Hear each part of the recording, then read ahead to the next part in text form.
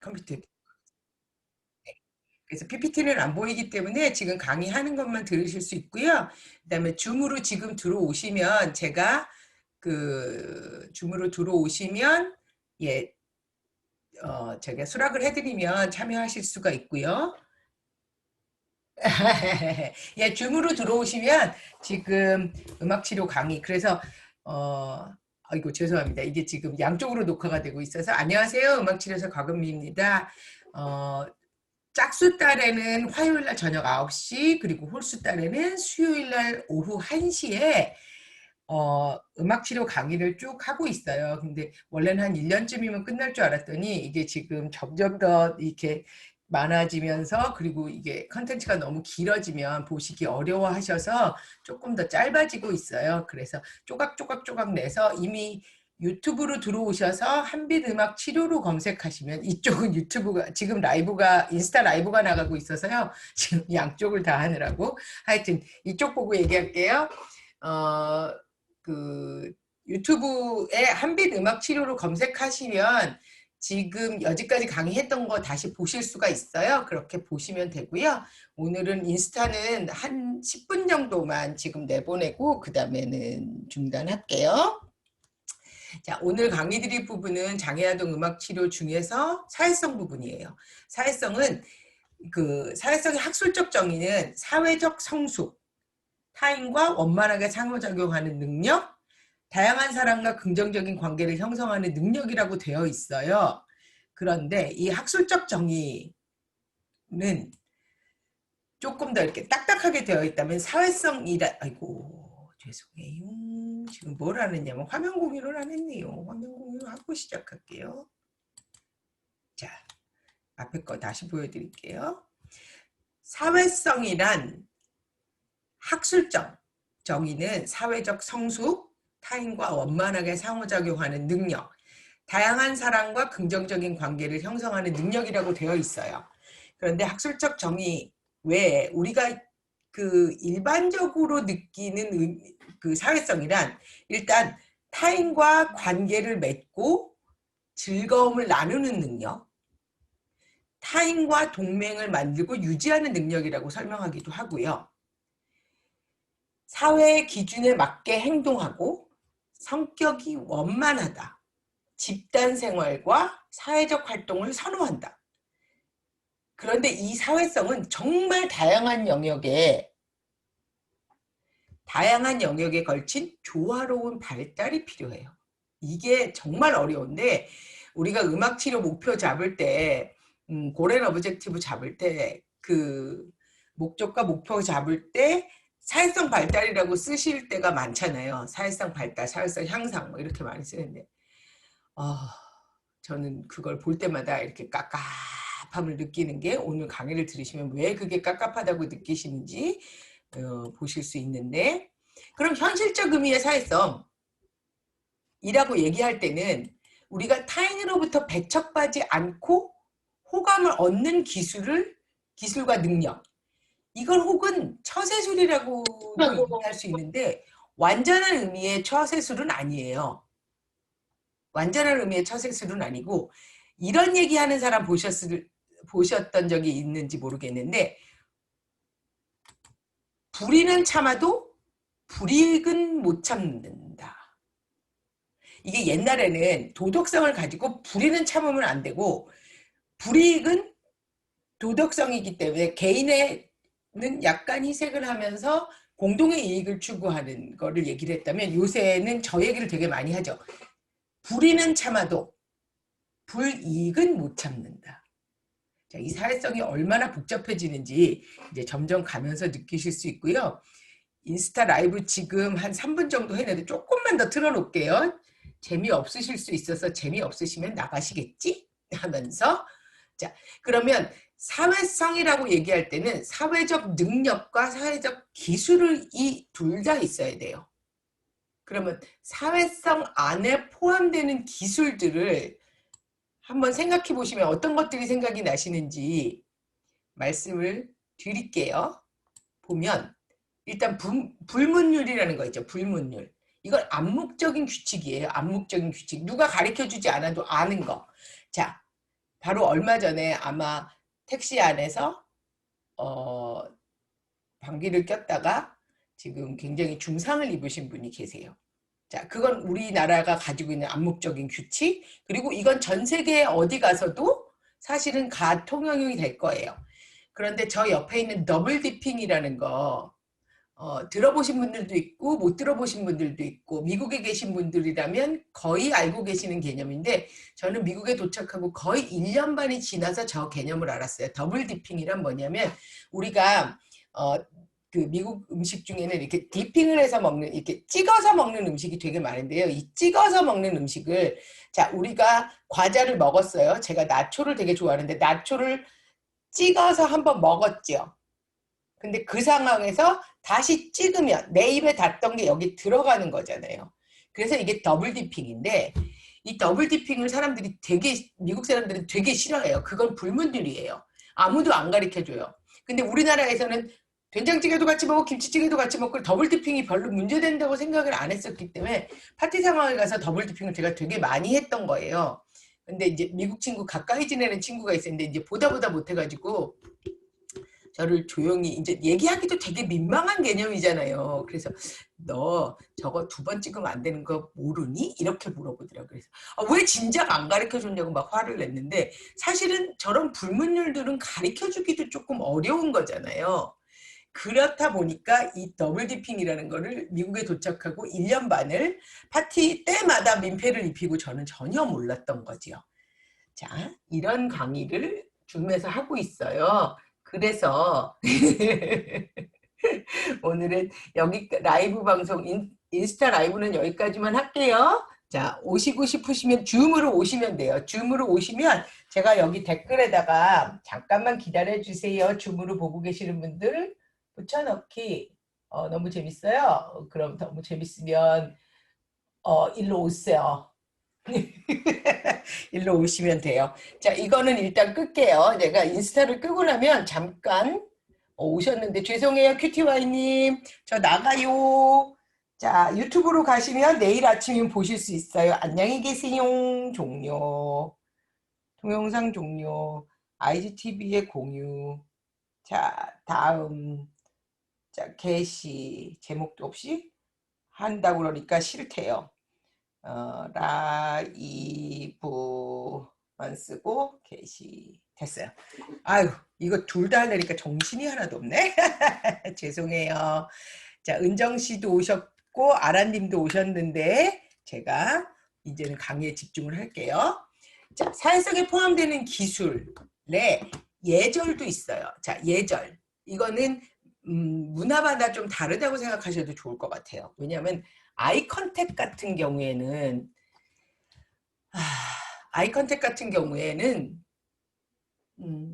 화면 공유 중이죠? 아이고. 화면 공유 중이죠? 지금? 아닌가요?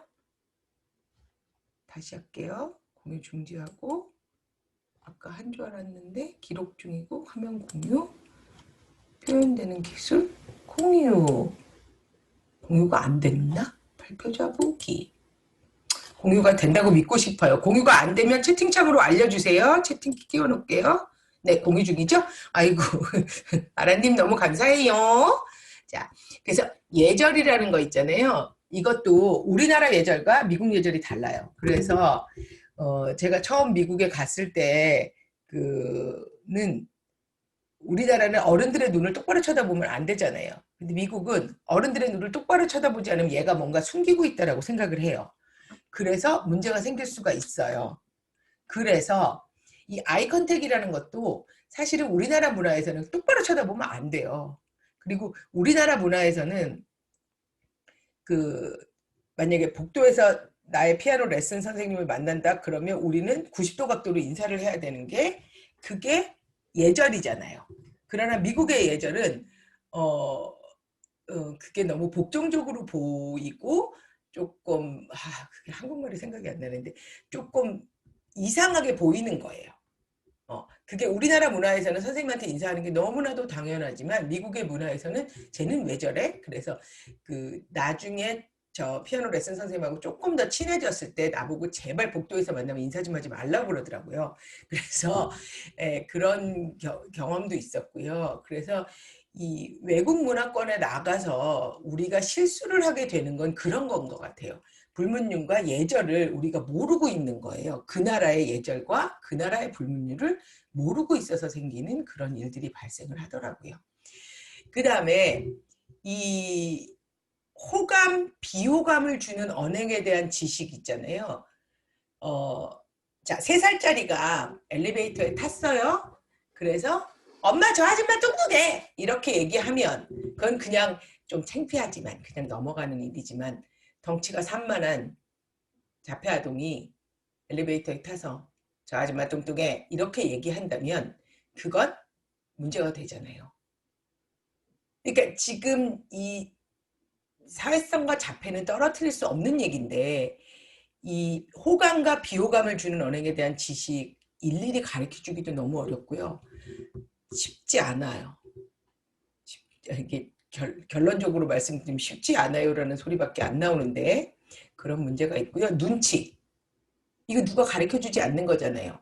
이것도 불문율 예절하고도 관련이 되는 건데 제가 맨날 잘 쓰는 비유 이렇게 사람을 만나고 있는데 점점 이렇게 뒤로 가면서 팔짱을 끼고 시계를 본다. 의미가 뭐죠? 우리 모두 알고 있잖아요. 자, 사람을 만났는데 점점 더 뒤로 가고 자꾸 시계를 본다. 가고 싶다는 얘기잖아요. 그러면 아유 시간이 많이 지났네요. 그리고 일어나야 되는데 눈치가 없는 거죠. 예, 그런 눈치. 이거 눈치 어떻게 가르쳐요? 이거 진짜 어려워요. 그다음에 이제 인성이나 기본적으로 가지고 있는 성품 그런 것들도 다 이 기술과 능력에 포함이 되는 거예요. 그런데 대부분의 경우 특별하게 인지적, 정서적, 정신병적인 문제가 없다면 사회성은 발달될 수 있어요. 그러나 우리가 장애아동 음악치료라고 얘기할 때는 인지적이든 정서적이든 어떤 병적인 문제든 문제를 가지고 있는 분들을 우리가 만나게 되는 경우잖아요. 우리는 어쨌든 소위 말하는 상괴에서 벗어난 사람들을 만나고 있는 사람들이라서 이미 어떠한 부분이든지 문제를 가지신 분들을 만나게 되는데 또 하나의 문제는 이 지난번하고 같은 문제예요. 아무도 가르쳐보지 않은 컨셉을 가르쳐야 된다는 게 지금 어려운 거예요. 그게 치료의 시작이 되는 거니까. 자, 시계를 보는 건 집에 가고 싶어 하는 거라고 자폐아들에게 인식을 시키면 시계를 보는 순간 저 집에 갈래요 이렇게 얘기하는 경우가 생겨요. 그 시계를 보는 다양한 경우의 수를 모두 가르쳐 줄 수는 없어요. 자, 이럴 때 어떻게 해야 되느냐고요. 정말 어렵죠? 그런데 그래서 이 사회성은 이 5가지 능력, 자기조절 능력, 정서 능력, 그리고 자존감, 애착관계, 도덕성 이 5가지 영역이 다 같이 발달을 해야 사회성이 발달이 돼요. 그래서 고랜 오브젝티브 잡을 때 고를 사회성 발달 이렇게 잡아갖고 오시면 저는 깝깝해지는 수밖에 방법이 없어요. 이 5가지 영역 안에서도 이 5가지 영역을 설명하는 것도 너무 어렵거니와 5가지 영역을 순차적으로 만들어내는 것도 너무 어렵거니와 하여튼 그리고 사회성이 정말 중요한 이유는 정서를 조절하는 데 있어서 사회성의 발달이 무지막지하게 중요하기 때문이고요. 또한 인지 및 언어 발달에 있어서도 너무나도 중요하고 도덕성 및 초자아를 발달시키는 데 있어서도 너무 중요해요. 그러면 자폐아동의 발달이 느린 이유가 인지와 언어, 사회성이 발달을 안 했기 때문에 인지와 언어도 늦고 정서 조절도 안 되고 도덕성 초자아까지도 안 된다고 보셔야 되는 거예요. 그러니까 이게 제가 6가지 영역으로 분류한 것 중에 사회성이라는 것이 가장 어렵고 가장 발달시키기 어렵고 굉장히 이 망이 너무나도 복잡하게 레이어도 너무 많고 너무 여러 가지 컨셉들이 하나에 들어있는 데다가 이걸 누구도 가르쳐보지 않았다는 문제까지 가지고 있는 데다가 아주 어렵죠. 자, 이 다음에 나오는 세 가지 주요 영역이 있어요. 사회적 상호작용, 의사소통, 그리고 제한적이고 반복적이고 상동적인 행동과 관심을 가진다. 자, 이 세 가지 영역에 모두 문제를 가지고 있는 사람이 바로 자폐범주성 장애, 자폐증이라고 얘기하는 이 어려움을 가지고 계신 분들이 사회성 발달이 전체적으로 느려져 있죠. 그래서 여기서 보시면 사회성은 이 5가지 영역이 다 잘 돼야지 사회성이 발달을 해요. 그런데 보통 음악치료에서 저희가 제일 많이 관여하는 데는 이 3가지죠. 자기조절 능력, 정서 능력, 자존감, 이 3가지 영역에서 우리가 가장 많이 개입을 하고 가장 많이 그 세팅에서 저희가 세션에서 가장 많이 중재를 하고 있는 거죠. 그래서 이제 자기조절 능력부터 한번 보시면 여기서는 자기조절 능력 이게 지금 용어가 이제 미국에서 오다 보니까 이게 굉장히 용어가 여러 가지로 쓰이는데요. 자기 조절 능력이라고 하기도 하고 자기 통제 능력이라고 얘기하기도 해요. 그래서 이거는 만족의 연기 혹은 만족의 지연이라고 얘기하기도 하고요. 자기를 통제할 수 있는 것, 감정을 조절할 수 있는 능력, 이 사회적으로 적응을 하려면 이 자기 조절 능력이 굉장히 중요해요. 그 자기 통제감을 자기를 스스로 셀프 컨트롤할 수 있는 능력을 영유아기 때 키워주는 방법은 부모가 일관적으로 훈육을 하는 게 가장 중요한데요. 여기서 지금 마시멜로우 실험이라고 지금 나왔는데 마시멜로우 실험을 지금 제가 이런 그러니까 유튜브의 영상들을 제 영상에 얹잖아요. 그러면 저작권 침해 신고가 들어와요. 그래서 지금 영상을 2가지를 보셨으면 좋겠는데 하나는 저랑 지금 보셔야 돼서 지금 보실 거고요. 여기 지금 유튜브로 가셔서요. 요 영상을 찾으세요. 요거를 다운받으실 수 있으면 좋지만 요게 아마 이걸 다 치시기보다는 2부 마시멜로 실험이라고 해서 이렇게 생긴 동영상을 2분 8초짜리예요. 지금 보시고 오시면 저는 2분 8초 동안 놀고 있을게요. 그럼 여러분들은 마시멜로우 실험을 보고 오시면 됩니다. 자, 마시멜로우 실험 보고 오세요.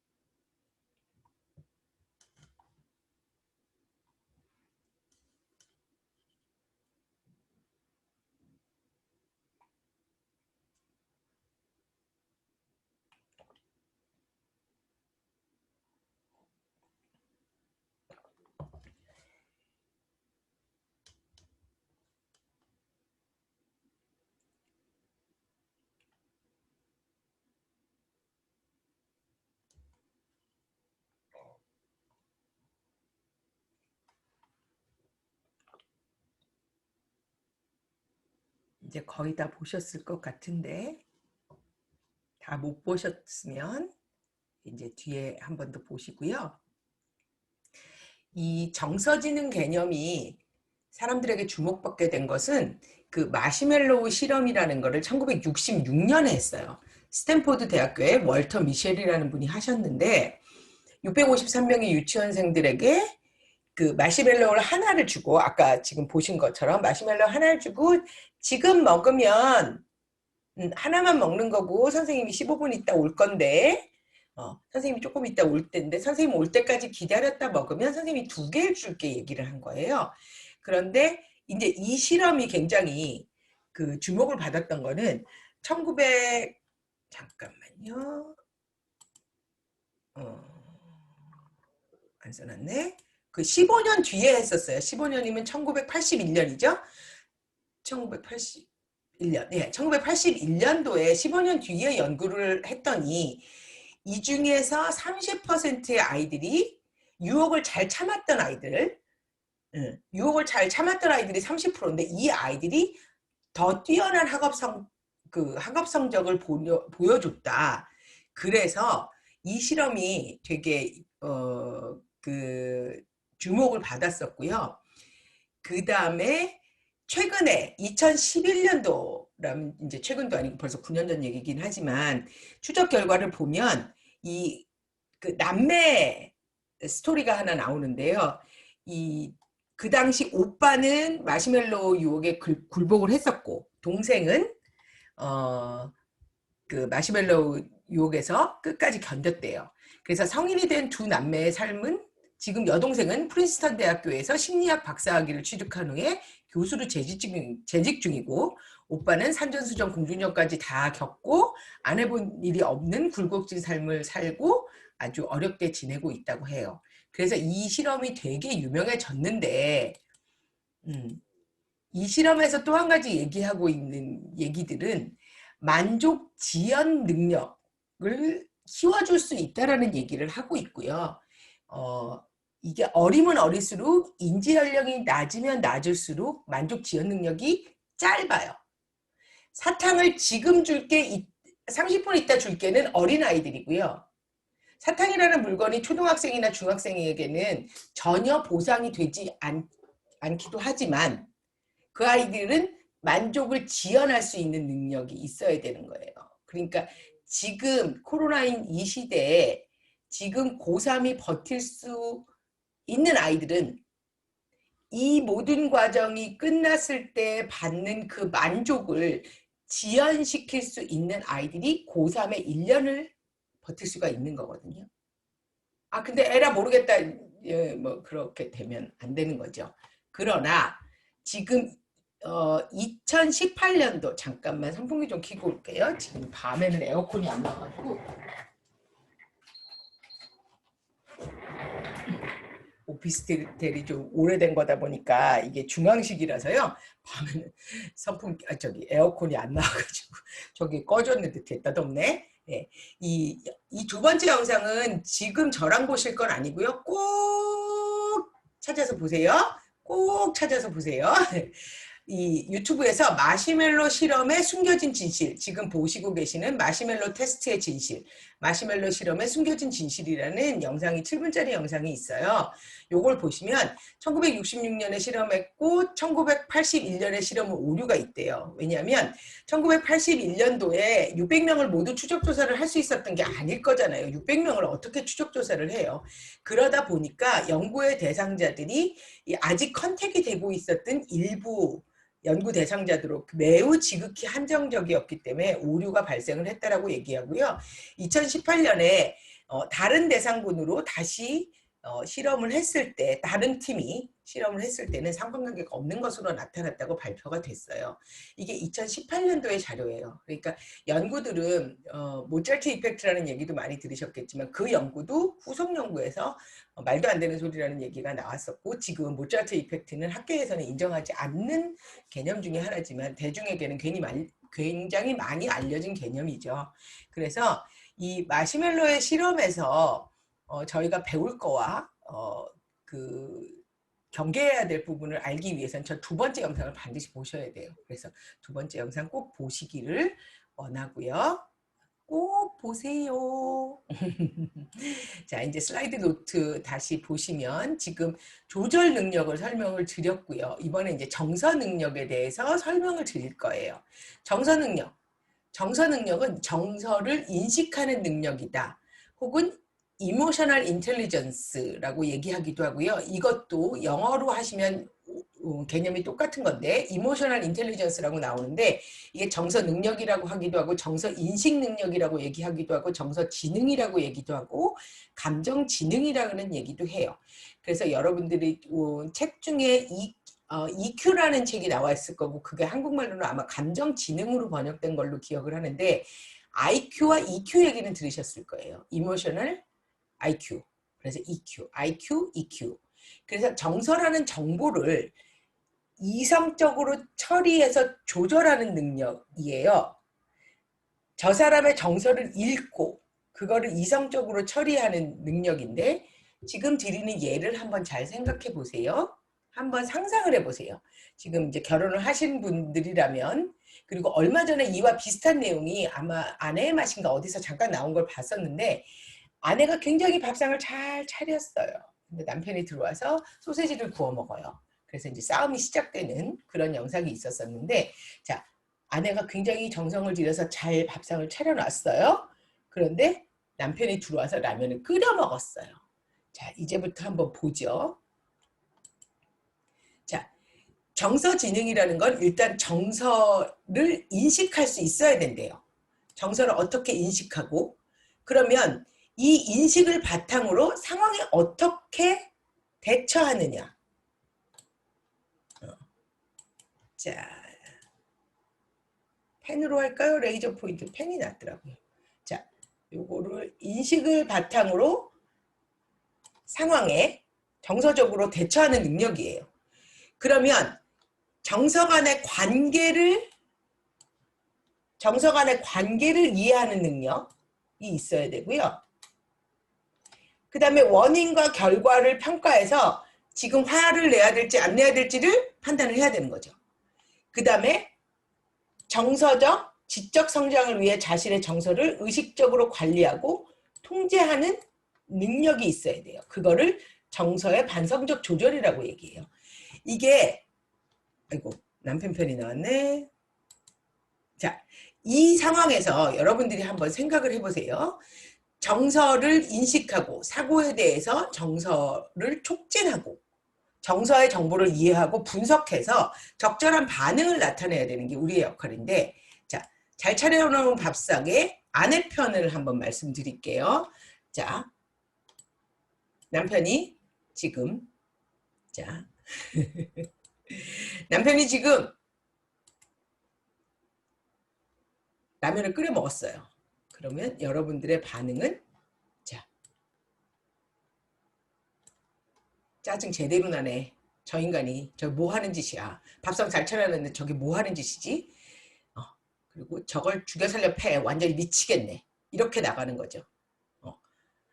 그런데 지금 그게 이제 생각이 들었어요.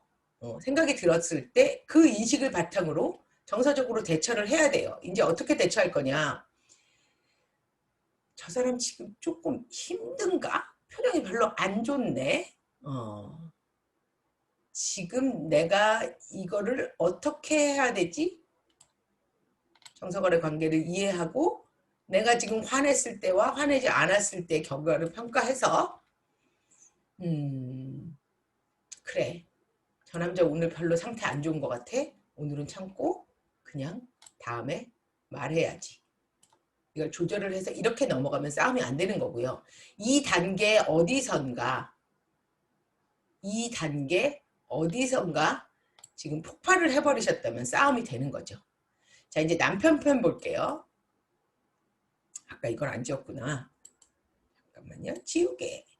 지우고, 지우고, 지우고, 지우고, 지우고, 지우고, 지우고, 지우고. 자, 남편 편 보겠습니다. 자, 집에 들어왔어요. 딱 봤는데, 내가 좋아하는 거 하나도 없네. 오늘은 밖에서 너무 짜증이 났는데. 그냥 국물이 있는 게 먹고 싶었는데 마른 것밖에 없네. 아, 짜증나네. 자, 정서적 촉진으로 넘어갑니다. 인식을 했어요. 짜증이 나네. 근데 라면은 이미 끓였어요. 참을 수가 없었거든요. 저기 표정이 별로 안 좋네. 어쩌나. 정서 간의 관계를 이해하는 과정에서 아, 열심히 준비했겠는데 이 정도 차리려면 시간 꽤 들었겠는데 어쩌나. 정서적 지지, 자신의 정서를 의식적으로 관리하고 통제하는 능력을 발휘하여 이 상태에서 여보야 정말 미안한데 오늘 거래처가 갑자기 주문을 취소해서 내가 좀 많이 깨졌더니 조금 마음이 그랬네. 그래서 조금 이렇게 나를 편안하게 해줄 수 있는 라면이 너무 먹고 싶었어. 당신이 열심히 차려준 거 고마운데 너무 미안하네 라고 얘기했으면 이건 싸움이 안 되는데요. 여기서 싸움이 될 만한 요소들은 너무 많았죠. 이 단계 어디서든 흐트러졌으면 지금 그냥 바로 싸움이 되는 거였잖아요. 이 정서라는 거 있잖아요. 이 정서 능력이라는 거, 이게 이 모든 단계를 거쳐야 된다라고 얘기를 하는데 이 모든 단계에 있어서 어디 한 곳이라도 삐끗하면 바로 폭발인 거예요. 그런데 그렇다면 이 모든 단계를 우리 아이들한테 순차적으로 가르쳐 줘야 되는데 이제 눈치가 없으시고 다른 사람이 주는 큐를 이해하지 못하시고 계는 상황에서는 쉽지 않다는 얘기죠. 자, 그 다음에 우리가 봤던 게 셀프 이스템이에요. 자존감이라고 써있던 거예요. 자존감. 자존감을 다른 말로 하면 내가 이게 지금 이것도 영어라서 지금 이 영어라서 이게 이제 여러 가지 표현으로 되는데요. 자존중감으로 표현되기도 하고 자존감으로 표현되기도 하고 자존심으로 표현되기도 하는데 사실 자존감과 자존심은 살짝 달라요. 자존감은 있는 그대로의 모습에 대한 나에 대한 생각이에요. 자존심은 이 경쟁 관계 안에서 나를 긍정적으로 생각하는 거라서 조금 다르기는 한데 이게 이제 보통 이제 섞어서 많이 쓰지요. 자, 자존감 안에는 두 가지 요소가 있어요. 자존감에는 높낮이가 있고요. 자존감이 높은 사람도 있고 자존감이 낮은 사람도 있고 자존감이 이 정상의 범주에 있는 사람들도 있고요. 그 다음에 안정성이라는 것도 있어요. 높낮이를 먼저 살펴보면 자존감에 있어서 자존감이 적절하면 굉장히 합리적이고 주도적으로 의사결정력이 생기고요. 부정적인 심리를 경험할 수 있어요. 물론. 그러나 그 가능성이 매우 낮거나 경험하더라도 비교적 쉽게 극복해요. 우리나라에서 사실은 점심 메뉴 고를 때 혹은 메뉴 고를 때 의사결정 우리가 표현을 뭘로 하죠? 결정장애 있다라는 표현을 되게 많이 해요. 근데 결정장애 있다라고 표현을 하지만 저는 개인적으로 우리나라 사람만이 가지는 특유의 다른 사람을 배려하다 망하는 경우라고 저는 생각을 많이 해요. 왜냐하면 저는 개인적인 생각이긴 하지만 절대로 어디에 나온 얘기도 아니고 아무것도 아니지만 개인적인 생각인데요. 저 사람이 뭘 먹고 싶지를 자꾸 생각을 하다 보니까 내가 먹고 싶은 걸 얘기를 할 수가 없는 거예요. 그러다 보니까 결정장애라고 얘기하지만 저는 결정장애라고 보다는 서로를 배려하다가 그렇게 늦어지는 게 아닌가 하는 사견을 가지고 있습니다. 약간 옆으로 갔지만 하여튼 그래서 사실은 우리가 메뉴를 정할 때 보통 그 위에 계신 분들이 결정을 하게 되는 경우가 되게 많죠. 그런데 요새는 그것도 아니고 이제 많이 이제 자기들의 얘기들을 하면서 이제 결정하기도 하지만 보통은 저는 배려하다 망하는 케이스라고 결정장애는 배려하다 망하는 거다 이렇게 많이 생각을 하고요. 그 다음에 이제 자존감이 과잉되어 있는 문제에서는 지나친 우월감을 가지실 수도 있고요. 부정적인 심리 경험에 노출될 가능성이 되게 높아져요. 이 부정적인 심리 경험이라는 건 뭐냐면 내가 굉장히 소위 말해서 자기가 가진 능력보다 굉장히 높다라고 생각을 하고 있는데 이거를 누군가 낮춰 얘기하거나 그럴 때 거기에 대해서 굉장히 그래서 타인의 비판이나 평가에 대해서 매우 부정적인 반응을 보이기도 하고요. 어떤 때는 심지어 공격적인 모습을 보이기도 해요. 그런데 결국은 자존감이라는 거는 자기가 가진 능력 안에서 난 이건 잘해, 이건 못해, 그래서 so what? 그래서 무슨 문제가 되지? 라고 하는 자신감이 있어야 되거든요. 이건 이제 자신감이라고 표현을 드렸는데 자존감이란 결국 그건 것 같아요. 내가 할 수 있는 건 여기고 못하는 것도 있고 더 잘하는 것도 있고, 그래서 잘하는 건 잘하는 것대로 인정을 하고 못하는 건 못하는 것대로 인정을 하는 거, 그게 자존감이라고 느끼거든요. 그래서 자존감이 저하되어 있는 분들은 굉장히 자기가 하고 있는 일에 대해서 불안하게 느껴요. 그러다 보니까 이제 우울도 나타나고 불안도 나타나고 열등감도 나타나고, 그거에 이제 더 가게 되면 분노도 나타나고 공포도 나타나고요. 그 다음에 부정적인 심리를 경험하는, 누가 그냥 그러셨어요 라고 얘기했는데 그 그러셨어요를 하지 말라는 의미로 받아들이기도 하고요. 굉장히 부정적으로 해석하는 경우가 되게 많이 나타나고, 의사결정에 있어서 굉장히 의존적이거나 불확실한 태도, 그래도 되고요, 그러면 잘 모르겠지만, 이렇게 이제 왜냐하면 자기의 의사를 분명하게 드러내는 거에 대해서 불안하는 거예요. 이게 맞나 안 맞나도 잘 판단이 안 서고 그러다 보니까 이제 자존감이 저하되신 분들이 저런 모습을 많이 보여서 의사결정이 의존적이거나 불확실한 태도, 그 다음에 열등감이나 자격지심으로 공격적인 태도를 보이는 경우가 되게 많이 있어요. 그래서 이 자존감에서 높낮이라는 거는, 다시 말씀드리면, 이게 높아도 안 되고 낮아도 안 돼요.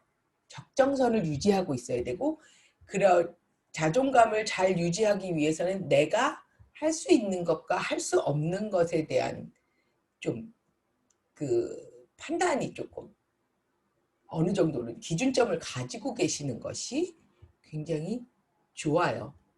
그런데 저 같은 경우에는 한국에 있을 때는, 오늘은 나시를 입고 나갔었는데 한국에 있을 때는 이 체격이 좀 있다 보니까 이거에 대해서 굉장히 그 열등감을 많이 가지고 있어서, 사실은 치마 원피스가 편하다는 걸 요새 알았어요. 몇 년 안 됐어요. 근데 문제는 한국에 있을 때는 원피스를 전혀 안 입었었어요. 왜냐하면 다리가 굵다라고 생각을 했거든요. 그러면 가려야 된다고 생각해서 옷을 무조건 크게 입고 다녔거든요. 근데 이제 미국에 도착을 했더니 나보고 네가 어디가 뚱뚱하냐는 거예요.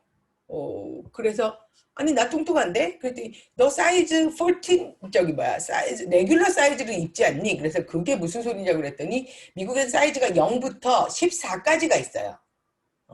0부터 14까지가 있어서 0부터 14까지는 그냥 스탠다드로 치는 거예요. 14가 넘어가면 16, 18, 20 짝수번호로 나가죠. 34까지 있어요. 16부터는 플러스 사이즈예요. 그래서 미국 애들이 얘기하는 건 플러스 사이즈로 안 가면 뚱뚱하지 않은 거예요. 근데 미국 사이즈 0은 정말 우리나라로 치면 33이나 될까? 33. 우리는 33, 44, 55, 66, 77, 88 이렇게 나가잖아요. 그러니까 77 정도가 14 정도예요. 그 다음에 이보영님 오셨다고 그래서 초대하고 4명 됐다. 그래서 그러니까 미국의 기준에서는 그 뚱뚱하다는 기준이 14인 거예요. 14. 그래갖고 그러니까 제가 살이 빠지면 8을 입었다, 살이 찌면 14를 입었다 왔다 갔다 하는데, 그런 것들을 보면서 이게 문화라는 게 이렇게 다른 거구나. 이 다른 사람이 나를 어떻게 보는 거가 자존감에 굉장히 영향을 많이 미치는구나. 그리고 미국 갔다 와서 한 가지 내가 바뀐 거는, 이 부분에 있어서 확 바뀐 건 그거였어요. 그래 나 이거 못해. 문제 안 되잖아. 이게 굉장히 강해졌더라고요. 그러고 나니까 굉장히 어떤 부분에서 떳떳해졌다고 얘기할까? 그래서 저는 이 자존감 얘기가 나오면 이 주변에서 어떻게 하느냐가 굉장히 중요하다는 생각이 많이 들어요. 키 작을 수 있어요. 이게 누가 나보고 성형수술을 한다면 어디를 손대고 싶냐 그래서 성형수술은 진짜 한 번도 생각해 본 적이 없거든요. 한 번도 이게 뭐 지금 뭐 처지기도 시작했고 주름도 생겼고 뭐 여러 가지가 있지만 이건 손을 대기 시작하면 끝도 한도 없다는 걸 너무나도 잘 알거니와 그냥 내 얼굴에 만족하기 때문에 성형은 한 번도 생각을 해본 적이 없거든요. 근데 그 부분도 어떻게 보면 지금 나오는 성형 중독자들의 많은 얘기들이 시작이 엄마였던 경우가 있어요. 그러니까 엄마가 처음에 뭐 코를 해줬다든지 엄마가 처음에 눈을 해줬다든지 그런 얘기를 사실은 살짝 뒤집어서 보면 엄마가 그 아이를 쳐다보면서 계속 저걸 좀 고치면 어떨까 저걸 좀 고치면 어떨까라는 얘기를 하지 않았을까라는 생각을 살짝 해봤었어요. 자, 얘기가 또 딴 데로 빠졌지만 자존감은 주변에서 어떻게 하느냐에 따라서 굉장히 많이 바뀐다는 걸 좀 기억을 해주셨으면 좋겠고 그래서 그 얘기는 다음에 해야 될 것 같아요. 지금 거기로 들어가면 너무 많이 가야 돼서 자, 자존감에는 높낮이와 안정성이 있다라고 얘기를 했는데 안정성은 자존감이 안정적인 사람은 자존감이 외부의 자극에 의해서 많이 변화되지 않아요. 저는 자존감이 좀 불안정했던 사람이에요. 그래서 상황에 따라서 높낮이가 막 춤을 추는 사람이었어요. 근데 이제 유학을 가서 이제 공부를 하면서 그 부분이 많이 안정이 됐다는 게 느껴지면 지금도 불안정한 건 사실이에요. 그게 사람들의 말에 영향을 많이 받는 사람들이에요. 그래서 제가 자존감이 높냐 낮냐 정상이냐 요거는 잘 모르겠는데요.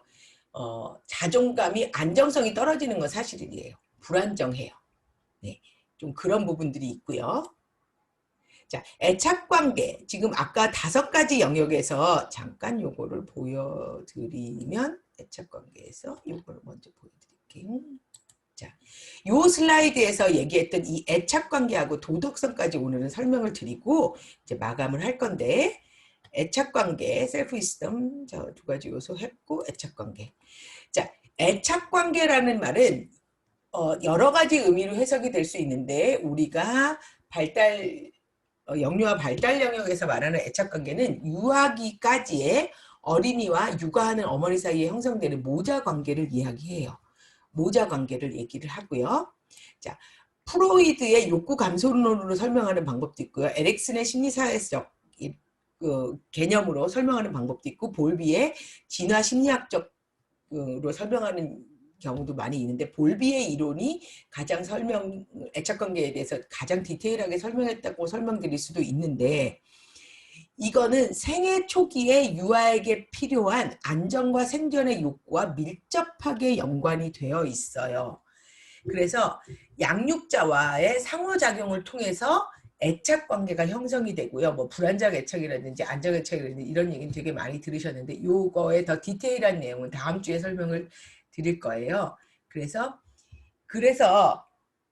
내가 엥 하고 울었어요. 어렸을 때 엥 하고 울었는데 울 때마다 엄마가 와서 왜? 라고 얘기해주고 내가 필요한 욕구를 충족시켜줬다면 아이는 성인기가 돼서도 나의 어떤 욕구들을 다른 사람이 충분히 충족시켜주고 안전한 환경이다를 느낄 수가 있는데 아이가 엥 하고 울었을 때 어떤 때는 엄마가 와서 간이라도 내줄 것처럼 막 이렇게 하시고 어떤 때는 엥 하고 울어도 그냥 전혀 관여를 안 하시고 귀찮다는 듯이 기저귀만 갈아주신다든지 뭐 분유만 먹여주고 가신다든지 아이의 욕구에 대해서 적절하게 반응을 안 하신다면 이런 상호작용 간에서 일어날 수 있는 이 안전과 생존과 관련된 거에 대해서 굉장히 불안하게 느낀다는 거죠.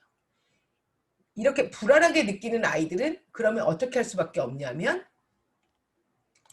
불안하게 느끼는 아이들은 커서도 이런 안전과 생존의 욕구를 충족시켜줄 만한 사람들을 자꾸 찾게 되고 거기서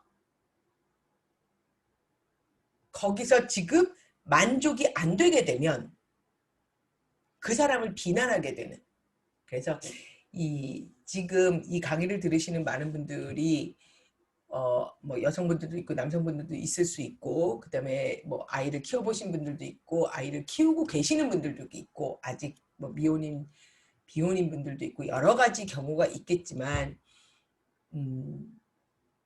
엄마 혹은 부모 혹은 양육자가 양육에 있어서 일관성을 가지는 건 굉장히 중요해요. 엄마의 감정 기복이 심한 건 아이들에게 가장 치명타예요.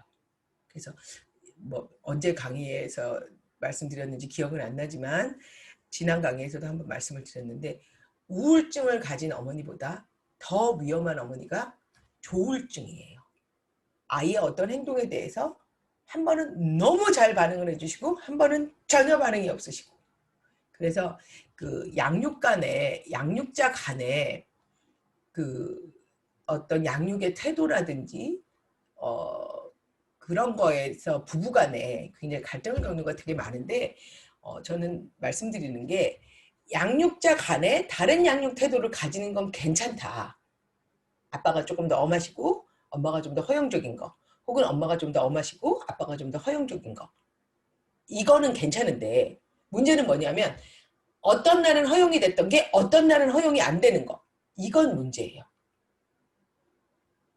그래서 양육자 간에 양육의 태도가 다른 거는 사회에는 모두 똑같은 사람만 살지 않아요. 이 아이가 나가서 다 엄마 같은 사람, 다 아빠 같은 사람을 만날 게 아니기 때문에 양육자 간에 양육의 태도가 다른 건 괜찮지만 한 양육자가 상황에 따라 다르게 대처하는 거는 문제가 된다는 거죠.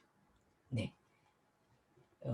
이 장애아동 음악치료 강의를 제가 대학에서 맡게 되면 항상 첫 강의 때 오리엔테이션 때 말씀드리는 게 혹시 이 중에서 임신을 했거나 임신 가능성이 있거나 그런 분들은 저는 이 강의를 듣지 않았으면 좋겠다라고 말씀을 드려요. 그러는 이유 중에 하나는 이걸 듣고 있으면 이게 이제 강의 뒤로 갈수록 여러 가지 장애군도 나오고 도대체 정상적인 아이가 태어나는 게 너무 어렵다는 생각이 들 정도로 너무 많은 장애 유형이 있는 데다가 이것도 하지 마라 저것도 하지 마라 이게 너무 부담스러워요.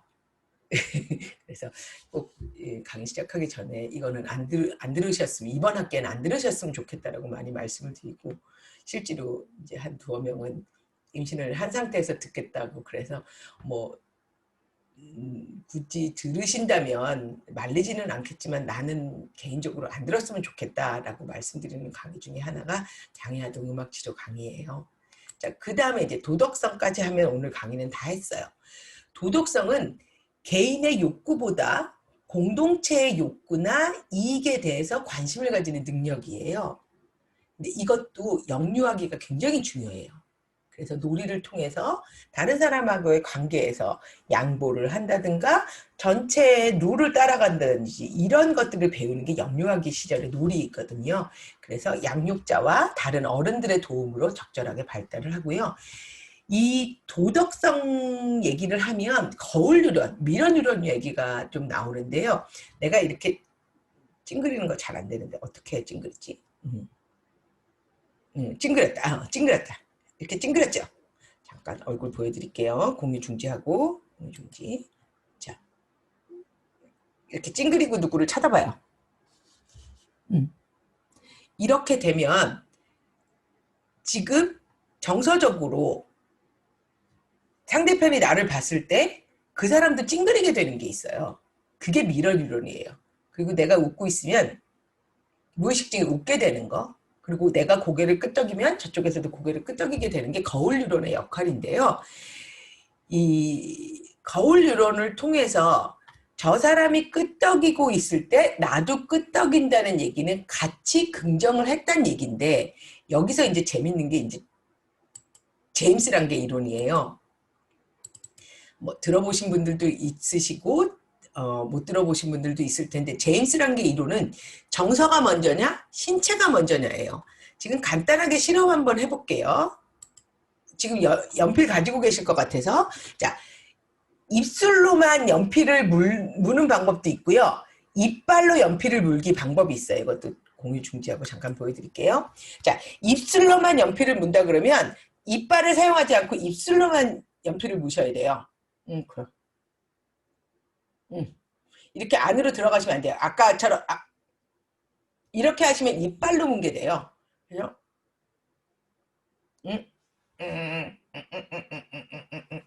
입술로만 연필 물기가 있고요. 이빨로 연필 물기는 이렇게 의시는 방법도 있고 이렇게 의시는 방법도 있어요. 저는 이거를 추천해드려요. 자, 둘 중에 하나를 선택을 해주세요. 자, 입술로만 연필을 무실 건지 이빨로만 연필을 무실 건지. 자, 이제 연필을 무셨으면 그 다음에 자, 제가 사진을 하나 보여드릴 거예요. 자, 기분이 어떠신지 한번 생각해 보셨으면 좋겠습니다. 이따가 다 끝나고 한번 여쭤볼 거예요. 다 끝나고 저희 얘기하는 시간이 있을 때 물어볼 건데, 자, 사진 보여드릴게요. 자, 지금 기분이 어떠세요? 자, 연필을 물고 계셨나요? 이빨로 물고 계셨나요? 입술로 물고 계셨나요? 이게 제임스 란게 이론인데요. 자, 저희는 만화를 봤던 건 아니지만 저는 아까 저 영상을 찾고 되게 많이 웃었거든요, 혼자.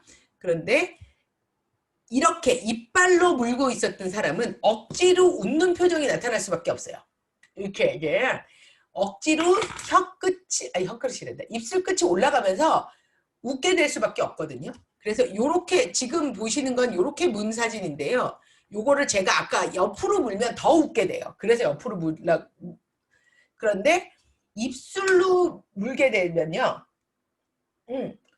입이 뾰루퉁하게 나온 상태가 돼요. 그래서 요렇게 무셨던 분들은 아마 아까 보셨던 이 사진이 재밌다고 느끼셨을 거고요. 입술로만 물고 계셨던 분들은 아마 재미없다라고 느끼셨을 수도 있고요. 원래대로 재밌다고 느끼실 수도 있고 지금 그런 상황이에요. 그래서 제임스 란게의 이론이 사실은 웃음 치료에 사실은 근간이 될 수 있어요. 억지로 웃어도 웃는 것과 같은 효과가 나타난다. 그게 제임스 란게 이론이에요. 그래서 지금 이런 것들을 통해서 도덕성이 그 거울 이론. 그러니까 내가 저 사람이 찡그리는 걸 봤어. 그래서 나도 찡그렸더니 기분이 나빠. 그래서 이건 기분 나쁜 표정이구나. 저 사람이 찡그렸을 때는 기분이 나쁜 거구나라고 느끼게 되는 거예요. 그래서 거울 이론에 그래서 이제 거울 이론과 제임스 란게 이론을 합치게 되면 내가 이렇게 하고 있는 거를 저 사람이 따라하면 재미없는 게 되는 거고요. 내가 막 와 하는 걸 따라하게 되면 나도 와 했더니 기분이 좋아졌어요. 그러면 이게 이제 눈치와 이 모든 것이 섞여버리는 거예요. 그래서 오늘 강의는 이제 여기까지 할 거고요. 다음 주에는 애착에 대해서 조금 더 설명을 드리고 그 다음에 이제 자폐증에 대해서 설명을 드릴 거예요. 그래서 이놈의 사회성은요. 이게 끝도 한도 없어요. 끝도 한도 없고 너무 얽히고 설키고 막 단계도 너무 많고 막 너무 복잡해요. 그래서 그런 부분이 되게 어려웠었어요. 지금도 어렵고 있고 그래서 자폐 범주성 장애 아동하고 이 사회성 교육은 정말 끝도 한도 없고요. 그 다음에 지금 이제 뭐죠?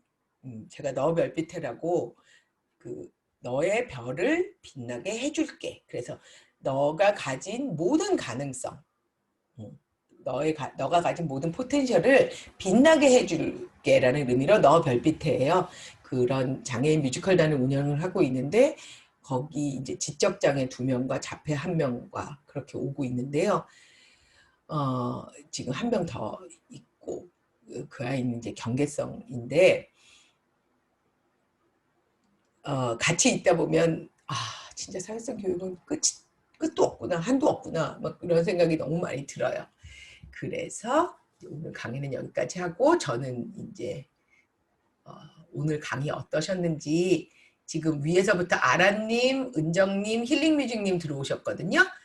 들어오셨으니까 아라님부터 간단하게 그리고 아까 입술로 물었는지 이빨로 물었는지 하고 감정 어떠셨는지 얘기 좀 해주세요.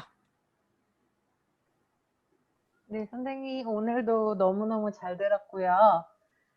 제가 보통 음악 치료에서 그 사회성 했을 때 저 무의식적으로 약간 릴레이션십이나 아니면은 그 대화 이런 것만 생각했던 것 같아요. 근데 오늘 세부적으로 다양한 분야가 있다는 거 알게 돼서 좋았고요. 또 거기에 대해서 이게 하나하나 어떻게 플랜을 해야 될지 생각해 볼 수 있게 된 것 같아서 너무너무 좋았습니다. 그리고 그 펜 무는 건 네, 이루 무르라고 하셔서 제가 그렇게 했거든요. 네. 근데 그 KFC 나왔을 때 생각을 이거 뭐지? 라고 생각을 했던 것 같아요. 네네네. 재밌다는 생각, 이거 뭐지? 어떻게 해야 되지? 이랬던 것 아, 충분히 그러실 수 있어요. 갑자기 같아요. 그게 튀어나왔으니까. 예. 네, 네, 그 다음에 되게 은정 씨 얘기해 주시겠어요? 네, 저는 ASD 아동 사회성에 대해서 배우면서 네네. 저를 좀 되돌아보는 시간이 되었어요. 네네. 자존감에 대해서도 나의 자존감은 어떠한가, 그리고 부모와의 애착 관계를 다루실 때도 내가 부모가 되었을 때는 어떤 태도를 취해야 할지 한 번 더 저를 돌아볼 수 있는 시간이었고요. 펜 네. 무는 거 사진 보았을 때 네네. 빗발로 물었거든요. 근데 네네. 되게 웃긴 거예요. 그래서 예. 설명 들었을 때도 아 이거 진짜 맞다 이렇게 다가왔어요. 그 제임스 란게 이론은 찾아보면 되게 재밌는 거 많아요. 그러니까 그 뭐죠? 제가 하늘을 나르는 건 되게 좋아하는데 행글라이딩이랑 패러글라이딩은 무서워서 못하겠고 그 외 배에 끌려가는 게 아, 패라세일링이요. 아, 패라세일링. 그거를 하는데 딱 떴더니 너무 무섭더라고요. 그래서 온몸이 경직돼 있는 거야, 이렇게. 근데 이제 그때 왜 제임스란 게 이론이 생각이 났는지 모르겠는데 일단 이걸 내가 풀지 않으면 못 즐기겠구나 싶어갖고 이렇게 몸을 풀었어요. 일단 풀고 야호 막 이러고 시작을 했더니 정말 덜 떨리더라고요. 그래서 아, 내가 공부한 걸 또 이딴 식으로 써먹는구나 내가 생각을 했었는데 아, 이거 닭이 먼저냐 달걀이 먼저냐인데요. 그 왜 목이 메이는 거 있잖아요. 왜 음식을 먹다가 목이 메이면 서럽거든요. 근데 우리가 서러울 때 목이 메인다는 표현을 써요. 되게 재밌어요. 이쪽은 한번 자세하게 찾아보시면 아 이거 진짜 재밌네라는 생각이 되게 많이 드는 이론 중에 하나인데 그건 찬반 논란이 되게 심해요. 예. 힐링 뮤직님은 어떠셨어요? 네, 안녕하세요. 안녕하세요. 제가 매번 항상 이 시간에 들어와가지고 중간에 아이 괜찮습니다. 들어와 주시는 게 어디예요? 네, 그래서 오늘 강의를 중간에서 조금 뒤에 부분을 들었는데 뭔가 네, 되게 궁금한 부분이 많아지는 것 같아요. 뭔가 네, 아까도 다음에 연강에서 또 이제 알려주신다고 하셨는데 네, 네. 이제 그 부분을 일단 그냥 궁금한 것 같아요. 모든 예, 예, 예. 강의가. 네. 아니 이게 네. 저희가 세션하고 이럴 때는 막 정신없이 하고 배울 때도 막 정신없이 배우고 그러는데요. 이게 실제 현장에서 들어가서 일을 하다 보면 이렇게 깝깝해질 때가 너무 많아요. 언제까지? 어디까지? 그러니까 제가 그 예화도 이미 들었었던 것 같기는 한데 제가 이제 교회에서 이제 봉사를 오래 했었는데 그 경계성인 아이하고 이제 친해진 거예요. 그래서 이제 전화번호를 주고받고 했는데 얘가 새벽 4시에도 전화를 하고 새벽 2시에도 전화를 하고 그러는 거예요. 그래갖고 정말 미치겠다. 이걸 어떻게 하면 좋냐 그랬는데 이게 나는 교회 교사의 입장이었고 이제 걔는 이제 부원이라고 저희가 표현을 하는데 나이가 한 45 정도 된 사람이었어요. 근데 이제 그 시간에 전화를 하니까 이제 전화를 음소거를 하고 자고 뭐 이랬었는데 그러다가 어느 날 생각이 드는 거예요.